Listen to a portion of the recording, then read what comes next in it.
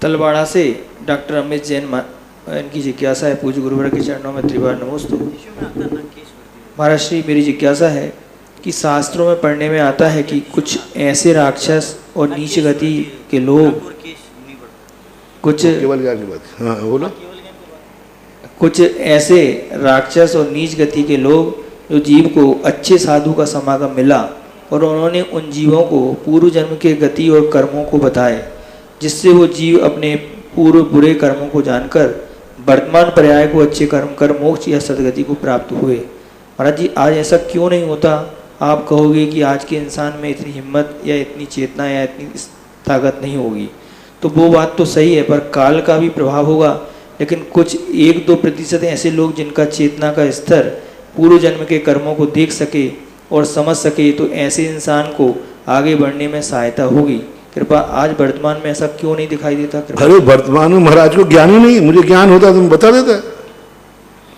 किसी मुनिराज को किसी के भवांतरों का अतीत भाव का ज्ञान है ही नहीं।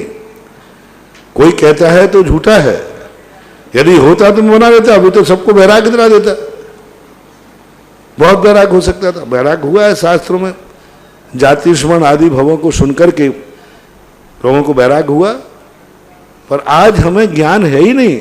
पंचम काल के अंदर किसी भी जीव को अपने या दूसरे भवों का ज्ञान नहीं है। स्वयं के भवों का जाति स्मरण यदि कुचित कजातित हो जाए, पंचम काल में अभी तक की तारीख में किसी भी जीव के जाति स्मरण का कोई उल्लेख नहीं पाया गया। आगम में भी ऐसा नहीं लगा कि पंचम काल में फलाने व्यक्ति को जाति स्मरण होगा, ऐसा कोई नहीं लगा। पंचम काल के जीवों का नाम लेकर के चतुर्थकालीन ग्रंथों में कहीं किसी की कोई व्याख्या नहीं है। यानी भगवान महावीर स्वामी के ज्ञान में पंचम काल के जीवों का किसी व्यक्ति का पर्टिकुलर नाम लेकर के कोई वर्णन नहीं किया कि फलाने सन में फलाना व्यक्ति इस प्रकार के होगा, ऐसा कोई वर्णन आगम में नहीं है। इसलिए आज हम नहीं बता सकते, कोई बताता है तो वो गलत है। धरणगांव जलगांव महाराष्ट्र से नील जैन डॉक्टर मनीष जैन की जिज्ञासा है, पूज्य महाराष्ट्र के चरणों में त्रिवार नमोस्तु। गुरुदेव, मेरी जिज्ञासा है कि समयावांग